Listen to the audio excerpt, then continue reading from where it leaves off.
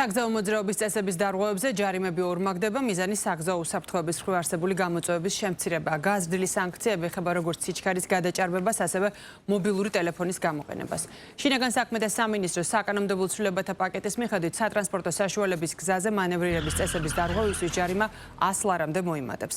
ავტომობილის მართვის დროს მძღოლის მიერ მობილური სარგებლობა, ასევე დგომა გაჩერების წესების დარღვევისთვის კი სანქცია 50 ლარით განისაზღვრება.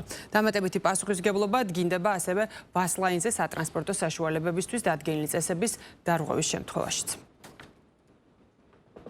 იზრდება ჯარიმა მანევრირების წესის დარღვევისთვის, რომელიც ყველაზე ხშირად არის გამომწვევი ავარიების და ნაცვლად 50 ლარისა 100 ლარიანი ჯარიმით და 20 ქულის შემცირებით დაისჯება ის პირი, ვინც ჩაიდგენს მსგავს სამართალდარღვევას. ნაცვლად 50 ლარისა 100 ლარით დაისჯება 15-დან 40 საათამდე სიჩქარის გადაჭარბება. შემოდის სრულიად ახალი სამართალდარღვევის სახე, ეს არის პარკირების დასჯადობა ტროტუარებზე და ქვეითთა გადასასვლელებზე.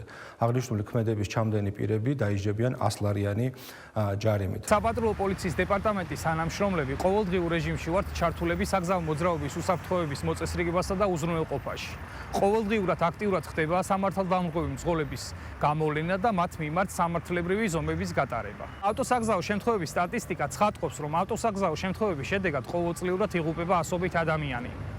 შესაბამისად, საჭიროა გამკაცრდეს ზომები, მათ შორის საკანონმდებლო კუთხით. მომზადებული საკანონმდებლო ცვლილებები შეამცირებს ავტოსაგზაო შემთხვევების რიცხვს